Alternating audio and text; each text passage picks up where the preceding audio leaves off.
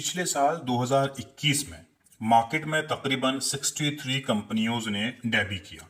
लेकिन उन सभी कंपनियों को अगर आप देखें तो उनके स्टॉक में अभी तकरीबन 34% से 54% के आसपास की गिरावट आपको देखने को मिल रही है। चाहे कंपनी ज्वेलरी सेगमेंट की हो, चाहे कंपनी रिटेल की हो, डेयरी की हो, डायग्नोस्टिक्स की हो, सीमेंट की हो, या फिर हेल्थ इंश्योरेंस की कंपनियां हो, इवन रिटेल एस्टेट से रिलेटेड कंपनियों ने भी अपना आईपीओ मार्केट में लॉन्च किया और उन आईपीओज में भी आपको ड्रास्टिक तरीके से गिरावट देखने को मिली कि उनके एग्रेसिव वैल्यूएशंस पर मार्केट से पैसा उठाया गया।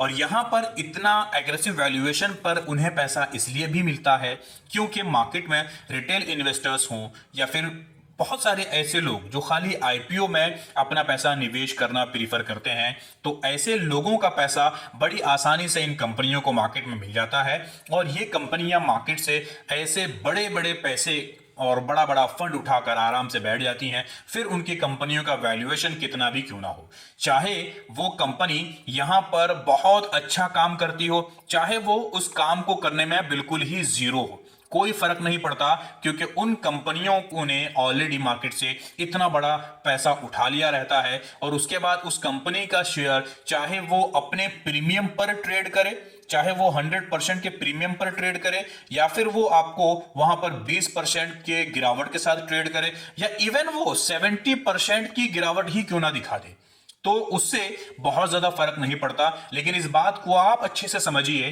कि आपको कौन से आईपीओ में अप्लाई करना चाहिए और आईपीओ में अप्लाई करने से पहले कौन कौन सी चीजों को आपको हमेशा अपने ध्यान में रखना चाहिए। वीडियो के साथ लास्ट तक बने रहिए और जानते हैं इस वीडियो में थोड़ी सी बातों को डिटेल के साथ। अगर बात करें हम पिछले साल जो आईपीओ मार्केट में आए, उनमें Star Health and Allied Insurance Limited, Glenmark Life Sciences Limited, Krishna Diagnostics Limited, इन सभी के आईपीओ मार्केट में फ्लैट रेट पर डेब्यू किए गए। मतलब ज्यादा तेजी भी नहीं, ज्यादा गिरावट भी नहीं, बिल्कुल फ्लैट थे।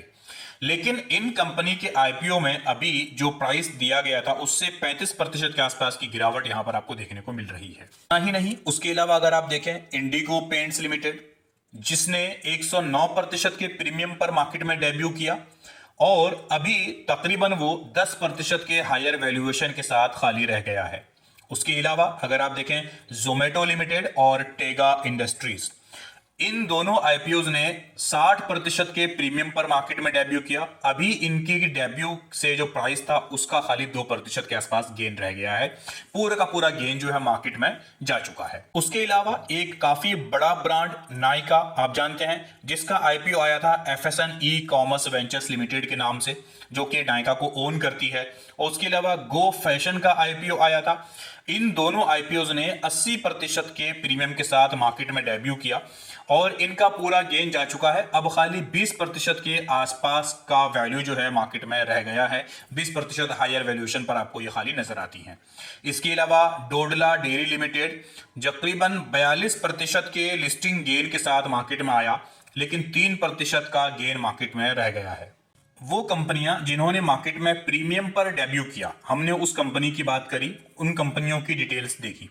अब वो कंपनियां कि जिन्होंने मार्केट में डिस्काउंट पर लिस्ट किया, उन कंपनियों की हालत और भी ज्यादा बुरी है। आपको बता दें कि 197 कम्युनिकेशंस लिमिटेड, जो कि पेटीएम को ओन करती है, उस कंपनी ने 2150 रुपए का इशू प्राइस दिया और कंपनी अभी 650 रुपए के वैल्यू पर आपको ट्रेड करती हुई नजर आ रही है।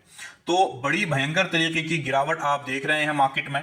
और उसके अलावा अगर आप देखें तो 70% की गिरावट इस आईपीओ के लिस्टिंग के बाद आपने देख लिया है। उसके अलावा अगर आप देखें तो फिनो पेमेंट्स बैंक लिमिटेड, ठीक है, SJS enterprises limited, Nuvoco Vistas corporation, car trade tech limited और सर्वोदय स्मॉल फाइनेंस बैंक, ये कुछ ऐसे आईपीओज हैं जिनमें भयंकर तरीके की गिरावट आप लोगों ने देखी है। इनमें तकरीबन 30% से लेकर 65% के आसपास की गिरावट आप लोग मार्केट में देख सकते हैं। तो इसमें कहने का सिंपल सा साधारण सा मतलब यही है कि चाहे ज्वेलरी का सेक्टर हो, जैसा हमने पहले बोला आपको, चाहे वो रियल एस्टेट का सेगमेंट हो, चाहे वो फिनटेक कंपनियां हो, किसी भी तरीके की कंपनी जब मार्केट में आ रही है अपने आईपीओ को लेकर, तो वो आज के टाइम पे इतने ज्यादा हायर वैल्यूएशन पर आ रही है और फिर भी उन्हें मार्केट में अच्छा खासा पैसा मिल रहा है आईपीओ के थ्रू। तो और भी कंपनियां, स्टार्टअप्स खासकर मार्केट में पैसा लेने आ रही हैं, क्योंकि मार्केट में उन्हें अपना इक्विटी ज्यादा डाइल्यूट भी नहीं करना पड़ रहा है और उन्हें एक अच्छा पैसा भी मिल रहा है, क्योंकि वैल्यूएशन जो है उनको 5 स्टार वाली मिल रही है। और कंपनियां बिल्कुल ही लॉस मेकिंग कंपनियां हैं, लेकिन उनको वहां पर वैल्यूएशन 5 स्टार वाली मिल रही है। तो क्यों कोई भी अपने आईपीओ को मार्केट में लॉन्च क्यों नहीं करेगा, क्यों कोई अपनी कंपनी को मार्केट में लिस्ट नहीं करेगा? क्योंकि उन्हें पता है कि भाई अगर हमने मान लो अपनी कंपनी का वैल्यू हमारा 100 रुपए की है, हमारी कंपनी की वैल्यू, और हम मार्केट से ऑलरेडी 200 रुपए की वैल्यू लेकर बैठे हैं, तो अगर वो स्टॉक हमारा कल को 50% की गिरावट के बाद अगर 100 रुपए पे आ जाता है, तो उन्हें तो पता है ना कि हम अपने एक्चुअल वैल्यू पे हैं, लेकिन आपका पैसा तो यहां पर आप 50% के लॉस पे बैठे हैं। तो यहां से यही बात आपको समझनी है कि आपको ऐसे अंधाधुन खाली ब्रांड को देखकर पैसा मार्केट में नहीं लगाना है। अगर आप उन इन्वेस्टर्स में से हैं जो खाली ब्रांड को देखकर आईपीओ में निवेश करते हैं या खाली आईपीओ निवेश करने वाले निवेशक हैं, तो भी आपको कौन सी बातों का खास ध्यान रखना चाहिए, पहले इस बात को समझ लेते हैं। कि सबसे पहले हम ये बात भी जान लेते हैं कि बहुत बार हम एक चीज देखते हैं कि कोई ऐसा बंदा, कोई ऐसा एनालिस्ट जिसके काफी ज्यादा फॉलोअर्स हैं, समझ रहे हैं, तो जब वो कोई बात कहता है तो लोग उसकी बात को पत्थर की लकीर और 5 स्टार रेटिंग दे देते हैं और फिर वो जो भी कहता है लोग उसकी बात को मानते चले जाते हैं। पेटीएम के आईपीओ के टाइम पर बहुत सारे ऐसे एनालिस्ट के वीडियोस हमने देखे जिन्होंने बहुत सारे रिटेल इन्वेस्टर्स को ड्राइव किया उस आईपीओ में निवेश करने के लिए कि भाई बहुत अच्छा आईपीओ है, आपको निवेश करना चाहिए। लेकिन कुछ ऐसे जेन्युइन चैनल्स भी हमने देखे जिन्होंने आपको बोला कि नहीं जी, जीरो आईपीओ है, निवेश नहीं करना, इस आईपीओ का बॉयकॉट करो और इस आईपीओ में निवेश मत करो, अपना पैसा बचाओ। ठीक है, जेन्युइन लोगों ने जिन्होंने बोला कि नहीं करना है, उनको बहुत बहुत धन्यवाद उनका कि आपके पैसे को बचाया, और आपको ऐसे लोगों को प्रोत्साहित करना चाहिए। और ऐसे लोग जो अपने फायदे के लिए आपको बोलते हैं कि भाई आप आईपीओ में पैसा लगा दो, क्योंकि उनको उस आईपीओ के बदले मिलता है अच्छा मोटा माल, तो आपको ऐसे लोगों की बातों में बहकावे में नहीं आना है, बल्कि उससे पहले आपको उसके वैल्यूएशन को चेक करना है। जी, आपको उसके वैल्यूएशन को चेक करना है, आपको उसके बैलेंस शीट को अच्छे से देखना है कि भाई ये कंपनी प्रॉफिट में है या फिर ये कंपनी आपकी लॉस मेकिंग है। ठीक है, ये देखना बेहद जरूरी है। और बैलेंस शीट, हम हमेशा कहते हैं कि कंपनी की असली वैल्यू पता चलती है उसके बैलेंस शीट से, उसके शेयर प्राइस के भाव से नहीं। उसका शेयर प्राइस कहां जा रहा है उससे नहीं पता चलता। शेयर प्राइस को यहां पर ड्राइव किया जा सकता है ऊपर या फिर ड्राइव किया जा सकता है नीचे।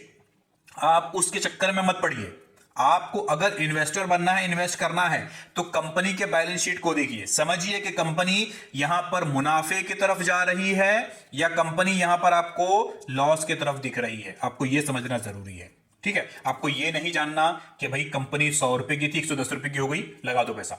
नहीं, कंपनी 100 रुपए की है, ठीक, लेकिन कंपनी 90 पर भी आ गई है फॉर एग्जाम्पल, और 90 पर आने के बाद भी अगर कंपनी यहां पर बैलेंस शीट अच्छा है, प्रॉफिट मेकिंग कंपनी है, तो आप पैसा लगा सकते हैं।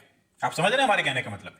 लेकिन अगर कंपनी 110 रुपए पर पहुंच गई लेकिन कंपनी लॉस मेकिंग है, तो आपको वहां पर पैसा नहीं लगाना है। साथ के साथ आपको अपनी स्टडी कंडक्ट जरूर करनी चाहिए।